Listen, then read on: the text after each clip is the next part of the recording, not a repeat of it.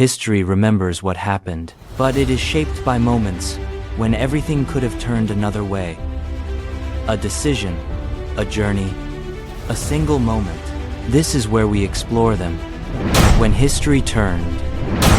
Kai, is there any reality where my phone does not need a daily charge? Where power feels less like a cord and more like a cartridge you replace? A young woman wakes to the soft glow embedded in the window frame. She slips a thin cell from a bedside dock into a cup-shaped heater, and it hums for her coffee. The street outside is lined not with high-voltage towers, but with small kiosks selling energy cartridges. Her commute is electric, but the electricity is modular. A hub on the tram top holds dozens of cells that are swapped at each stop. Messages arrive through a mesh of low-power radio nodes and light conduits that run across building facades. Shops do not pull from a central grid. Each storefront keeps a stack of Second Life cells, charged and traded every night. Factories still have heavy steam machinery, but many machine heads are driven by portable motors fed by battery packs. Life is visibly decentralized, intimate in its energy. Personal cartridges, local charging benches, and a market where chemistry companies matter as much as utilities. That sounds familiar, and not familiar at the same time. Where, roughly, does that split from our history begin? Which thread did not tie to ours? Signals. You will see fewer transmission pylons and more warehouses for cells. Materials, chemistry, and metallurgy moved faster in one direction. Infrastructure. The large alternating current grid that defines your cityscapes barely forms in this line. Social habits. Swapping and recycling energy becomes routine. Notice, too, that telegraph lines remained important, but voice and data travel across distributed, battery-friendly systems rather than vast, high-voltage arteries. Did this affect the industrial pattern? Did factories still centralize? Or did production scatter because power could be carried in packs? Factories adapt. In places with abundant steam, heavy forging, and primary processing remain centralized, but assembly, tooling, and light work spread into smaller workshops because portable electric motors let entrepreneurs set up closer to markets. Communication networks follow. Lightweight nodes and intermittent links encourage packet, like messaging and local caching rather than always on centrally routed exchanges. When did the divergence occur? Can you place the moment where possibility bent one way? Divergence is specific and technical, and it is also social.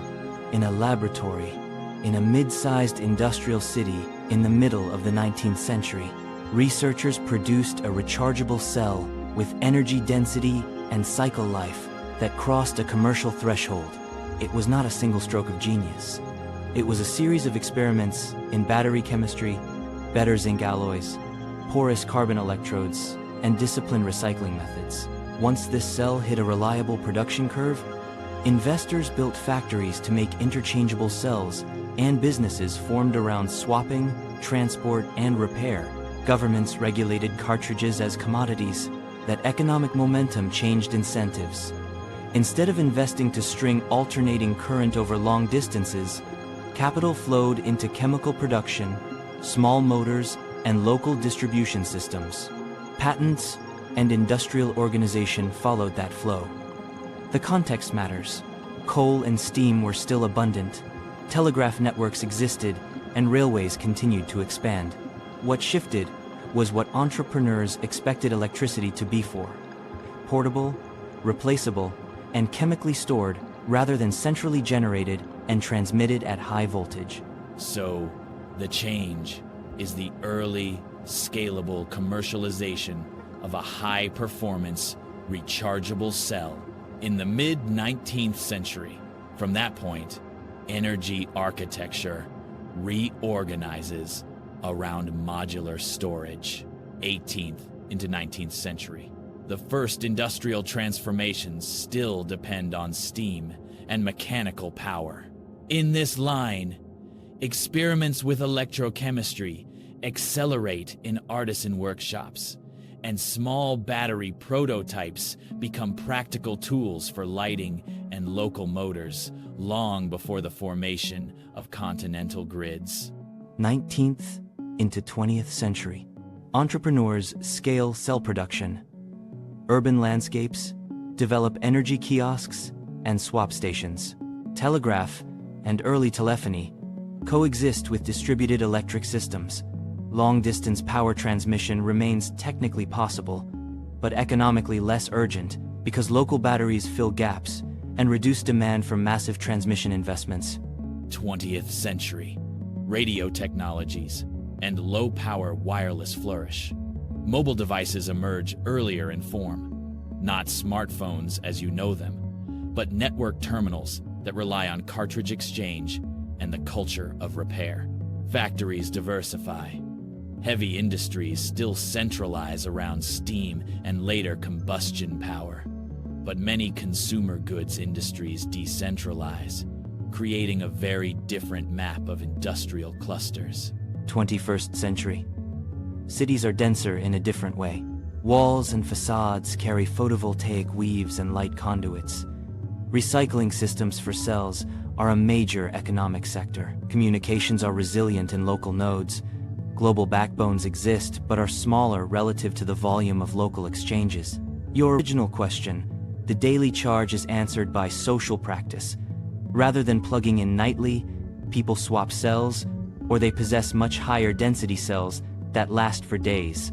Energy scarcity is tackled by chemistry, policy, and a circular economy, rather than by ever larger transmission projects.